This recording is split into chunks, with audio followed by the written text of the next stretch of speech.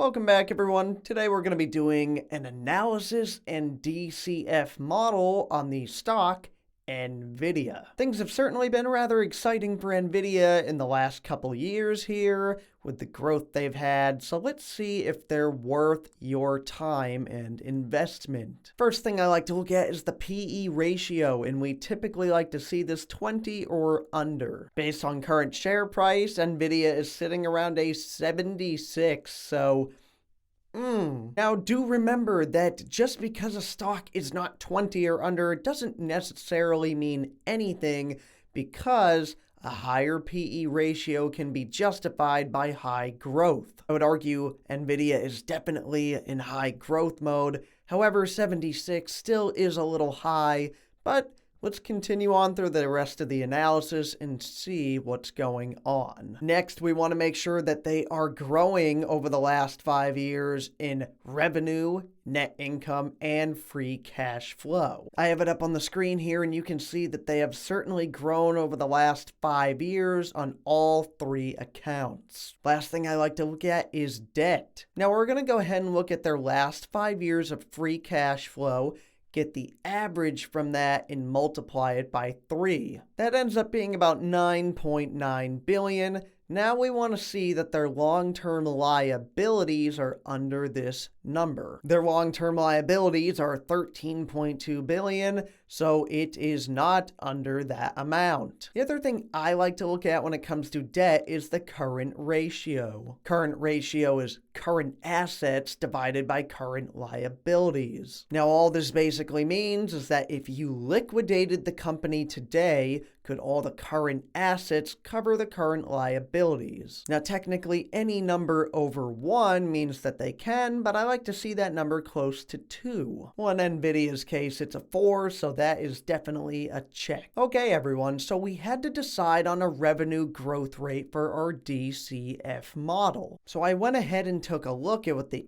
analysts thought, just to kind of get a little baseline of where to start. The analysts for Charles Schwab for the year 2022 are projecting about 60% revenue growth, which is like insane. But based on their trailing 12 months revenue they have, it's probably fairly possible. But do remember that's just 1 year. We want to get an overall idea for the next 5 years. So I went ahead and looked at Yahoo estimates, and over the next 5 years average, they're projecting about 39% growth. I also like to look at past growth because that can be an indicator of future growth. Nvidia's compound annual growth rate over the last 5 years is 19.2%. Now, I will take into account that Nvidia has had a lot of tailwinds lately, and they're definitely set in pretty high growth mode. So I certainly want to go higher than their last 5 years of growth. However, I think that the analyst saying 39% growth over the next 5 years is a little aggressive. Also, I like to remain fairly conservative because I want to give myself some upside potential. So I decide on 30% revenue growth. Okay, so let's go ahead and run this DCF model out. Okay, so remember that we're projecting 30% revenue growth over the next 5 years. That projects out to the year 2026 with 61.9 billion in revenue. I then project net income from revenue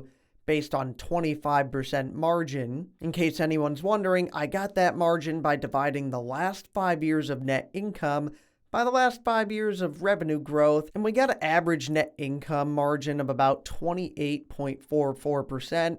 I rounded down to 25% to remain conservative. We then want to project free cash flow based on net income.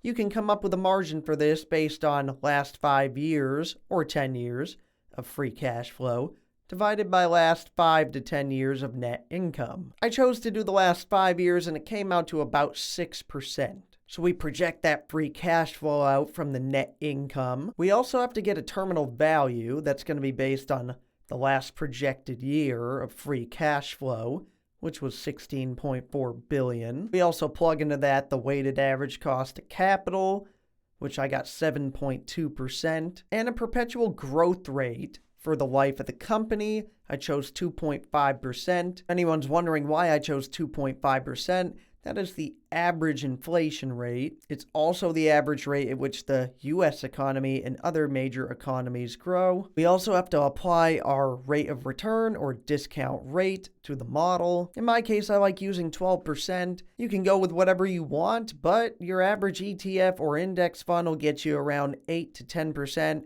So do yourself a favor and try to go above 10%. After discounting all of our projected free cash flow and terminal value, you have to add all those values up and divide by the shares outstanding, which is currently 2.5 billion, and we come up with an intrinsic value of 95.73, or about a fair value of $95. So the fair value of Nvidia comes out to about $95 based on 30% revenue growth over the next 5 years. Okay, people, this is why you have to separate the stock from the company. Look, there's no doubt in my mind Nvidia is a phenomenal company. It's fantastic. But if you're buying into Nvidia right now, based on the model, you are overpaying grossly. They're at about $250 per share right now. They are extremely overvalued according to the model. However, just to prove my point, I ran another model based on 50% revenue growth rate over the next 5 years. And I think we can agree that even on the biggest bull case,